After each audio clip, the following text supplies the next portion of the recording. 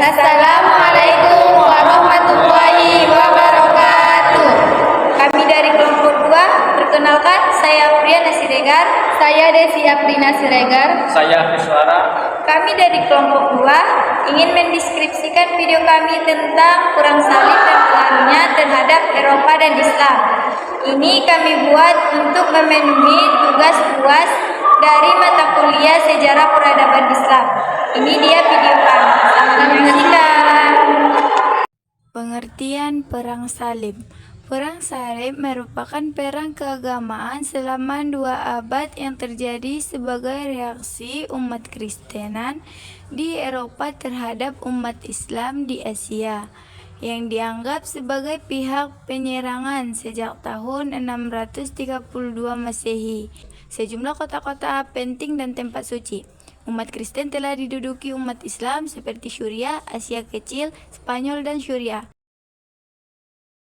Disebut Perang Salib karena ekspedisi militer Kristen mempergunakan salib sebagai simbol pemersatu untuk menunjukkan bahwa peperangan yang mereka lakukan adalah perang suci dan bertujuan untuk membebaskan kota suci Baitul Maqdis dari tangan-tangan orang Islam.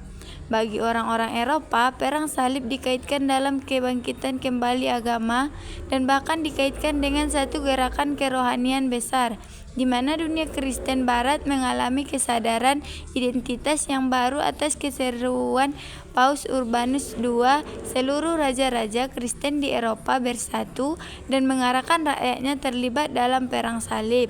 Namun bagi umat Islam pada umumnya perang salib tidak lebih dari satu insiden perbatasan suatu kelanjutan dan pertempuran yang terlahir berlangsung di Suriah dan Palestina selama pertengahan abad belakangan.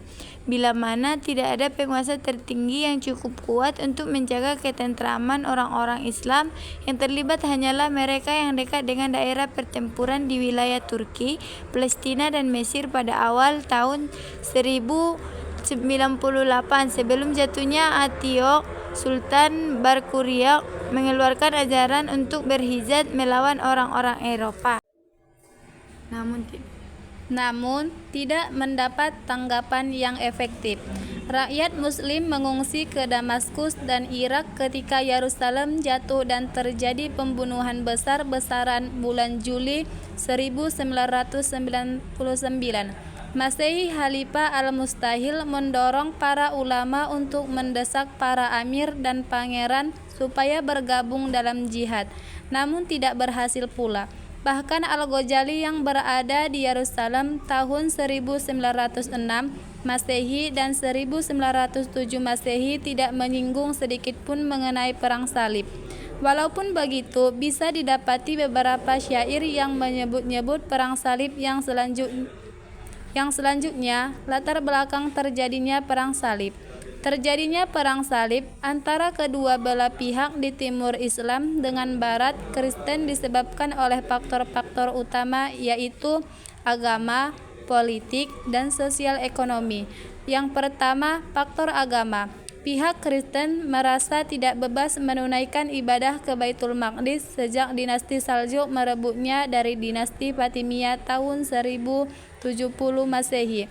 Yang kedua, faktor politik. Kekalahan Jamtium tahun 1070 Masehi di Janjikat dan Asia Kecil jatuh ke bawah kekuasaan Saljuk mendorong Kaisar Ailsiuk I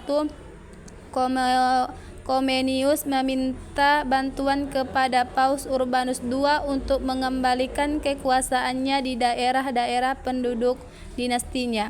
Yang ketiga, faktor sosial ekonomi. Pedagang-pedagang besar di pantai timur Laut Tengah, terutama yang berada di kota Venezia, Genoa, dan Pisa, berambisi untuk menguasai kota-kota dagang di sepanjang pantai timur dan selatan Laut Tengah, sehingga rela menanggungi sebagian dana perang salib. Nah, yang selanjutnya tentang priorisasi perang salib. Perang salib memiliki 3 priorisasi. Yang pertama, periode penaklukan yaitu pada tahun 1009 sampai 1144 Masehi. Yang selanjutnya periode kedua.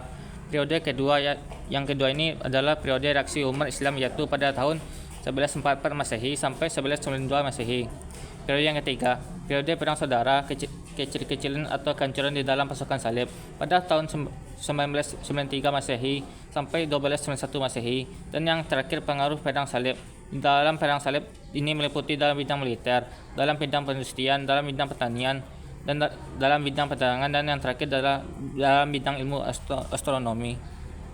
Bidang militer, dunia barat menemukan persenjataan dan teknik berperang yang belum pernah mereka temui sebelumnya di negerinya. Dalam bidang perindustrian, mereka banyak menemukan kain tenun sekaligus peralatan tenun di dunia timur. Dalam bidang pertanian, mereka menemukan sistem pertanian yang sama sekali baru di dunia barat dari dunia timur. Dalam bidang perdagangan, sebagai akibat hubungan perniagaan dengan timur menyebabkan mereka menggunakan mata uang sebagai alat tukar barang. Dalam ilmu astronomi yang dikembangkan Islam sejak abad ke-9 telah memengaruhi lahirnya berbagai observatorium di dunia barat. Terima kasih telah menyaksikan video kami. Sekian dari kami. Salah dan janggal kami mohon maaf. Wassalamualaikum